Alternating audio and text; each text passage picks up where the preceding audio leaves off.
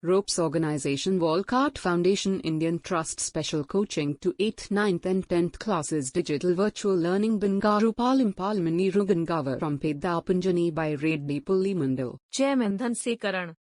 Director Drive Sri Lata. Hi, hello everyone. Welcome to Ropes Organization. This is Sai Rupa. I'm teaching English subject. Before the classes, we are explaining about the pre-final examinations, SSC public examinations, model question papers. In that, already you can see that already we have completed the question number 25, right? Let's see that question number 26. So, నేను మీకు first నుంచి explain చేస్తున్నానండి. Question number 26 అనేది మీరు ఎప్పుడైతే text book లో ఉన్న sentences ని బాగా అయితే చదువుతారో అప్పుడు మాత్రమే వీటిని బాగా మీరు ఆన్సర్ చేయగలరు అనేసి నేను మీకు ఎక్స్ప్లెయిన్ చేయడం అనేది జరిగింది. సో ఈ విధంగా మీరు చూసుకున్నట్లయితే చూడండి క్వశ్చన్ నెంబర్ 26. క్వశ్చన్ నెంబర్ 26 లో however I finally decide to go, I did not have much to carry by way the luggage. అంటే ఇది the journey. This lesson belongs to journey. ఇప్పుడు వాడు అక్కడ చెప్పాడు చూడండి, however I finally decide. What is the first answer? Decide. అంటే నేను final గా డిసైడ్ అయిపోయాను. ఏం డిసైడ్ అయ్యానంటే టు గో, అంటే నా యొక్క నిర్ణయం నేను తీసుకునేసాను, వెళ్ళాలనేసి నేను ఒక నా నిర్ణయాన్ని నేను తీసుకోవడం జరిగింది. So I did not have much to carry, అంటే నేను వాటిని క్యారీ చేయలేకపోతున్నాను. Because I'm not at all carry, అంటే నేను ఆ యొక్క లగేజ్ ని అసలు క్యారీ చేయలేకపోతున్నాను. అలాగే and by way of my luggage, అంటే నేను వెళ్ళే దారిలో నా యొక్క లగేజ్ ని నేను క్యారీ చేయలేకపోతున్నాను. హవర్స్ ఈజ్ ఏ హీలీ, అంటే మా యొక్క హీల్ లాక్ అండ్ హీలీ, అంటే హీలీ టెరైన్ అంటాం, అంటే టోటల్ గా కొండ ప్రాంతంగా మెన్షన్ చేసుకోవచ్చు. Hilly HILY hilly terrain. So without any as motorable roads అంటే not at all moving properly. Motorable అంటే ఆ ప్లేసెస్ అనేవి మోటరబుల్ గా లేవు, అంటే ఆ ప్లేసెస్ చాలా భయంకరంగా ఉన్నాయి, వెళ్ళడానికి ప్లేసెస్ కూడా సరిపోవడం లేదు అనేసి ఇక్కడ చెప్పడం అనేది జరిగింది. సో ఇక్కడ మనం తీసుకున్నట్లయితే చూడండి next one, complete the following words in the text with vowel clusters. So ఆ యొక్క వోవెల్ క్లస్టర్స్ ఏవో చూడండి. We will think about after T. ఇక్కడ టీకి స్పెల్లింగ్ చూడండి, టీ ఇచ్చాడు, ఇలా ఏ ఇచ్చినాడు. సో ఇప్పుడు మనం అక్కడ ఏం మెన్షన్ చేస్తాము? టీఈ, అంటే ఈఏ అని మెన్షన్ చేస్తాం కదా. సపోజ్ వాడు టీ ఇచ్చేసాడు, ఆ వర్డ్ ఇలా ఇచ్చాడు. సపోజ్ నువ్వేమనుకోవచ్చు, టూ అని కూడా అనుకోవచ్చు. బట్ ఇక్కడ సెంటెన్స్ ఏముంది ఒకసారి చూడండి. సెంటెన్స్ చూడండి, we will think about it after two అని రాదు, and they will look through his bits of things.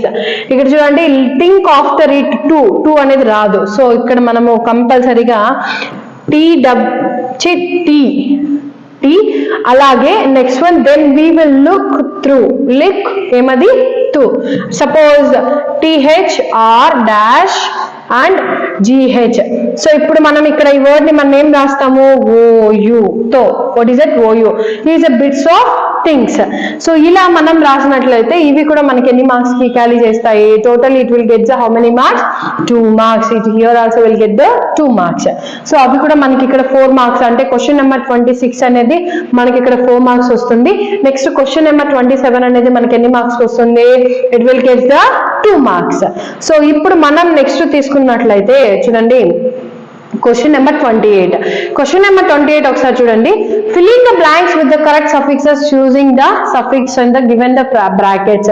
Suffix అంటే మీకు ఆల్రెడీ నేను ఎక్స్ప్లెయిన్ చేశాను, అంటే బ్యాక్వర్డ్, ఫ్రంట్ వర్డ్ కాకుండా బ్యాక్వర్డ్ అనేది చెప్తాం. His disability come without any medical explanation.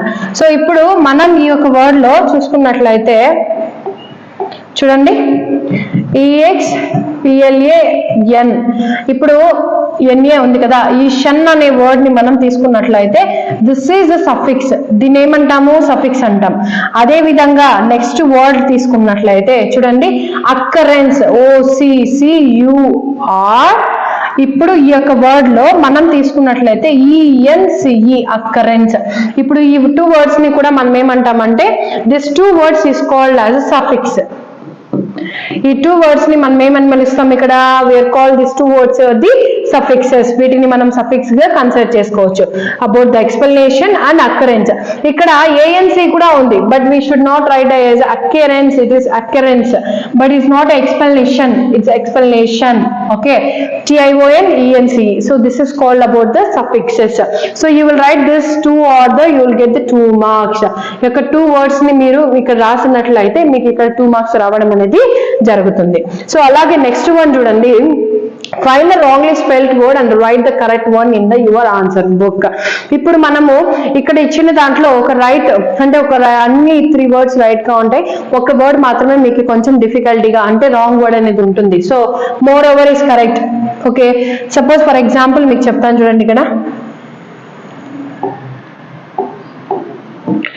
more over, it's a correct answer, but they mentioned LUZAGE,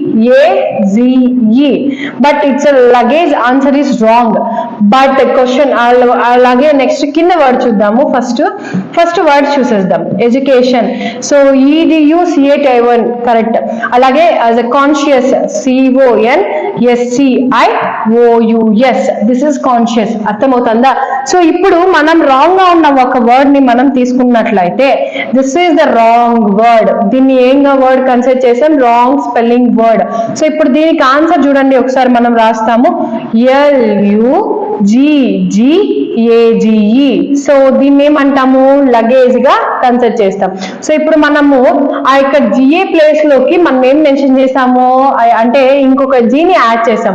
so ఇక్కడ ఇంకొక జీని యాడ్ చేసాం, LUGGAG అనే ఒక అనదర్ ఒక జీని యాడ్ చేసాం. సో వీటిని ఏమంటామంటే రాంగ్లీ స్పెల్డ్ వర్డ్స్ అనేసి ఇక్కడ మనము చెప్పుకోవడం అనేది జరుగుతుంది. So this one also will get the 2 marks. అలాగే next one question number 30. What is that? Question number 30. Question number 30 తీసుకున్నట్లయితే read the following dictionary entry and you have to write that.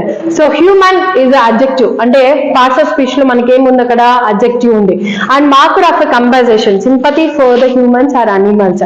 So humanly, humanness and noun, and బినౌలెంట్, tender, warm hearted and brutal, hard hearted. So ఇక్కడ antonyms కూడా ఉన్నాయి. So first of all మనం రాయాల్సింది ఏంటంటే, first of all what is the parts of speech of human, అంటే ఈ యొక్క human కి పార్ట్స్ ఆఫ్ స్పీచ్ ఏమి అనేసి వీళ్ళు అడిగినట్లయితే వాట్ ఈస్ దట్, అడ్జెక్టివ్. ఏమది, this is the parts of speech లో అడ్జెక్టివ్. అదే విధంగా నెక్స్ట్ వన్ తీసుకున్నట్టు right the antonym of the humans, అంటే యాంటోనిమ్స్ ఏమేమి ఉన్నాయి చూడండి, బ్రూటల్, అలాగే హార్డ్, హార్టెడ్. సో వీటిని ఏమంటామంటే యాంటోనిమ్స్ గా కన్సిడర్ చేస్తాం. సో ఇక్కడికి మనము టోటల్ గా సెక్షన్ B లో 13th క్వశ్చన్ వరకు చెప్పానండి. ఇక్కడ వరకు మీకు ఏదైనా డౌట్ అనిపిస్తే నాకు కమెంట్ సెక్షన్ లో కమెంట్ చేయండి. Thank you.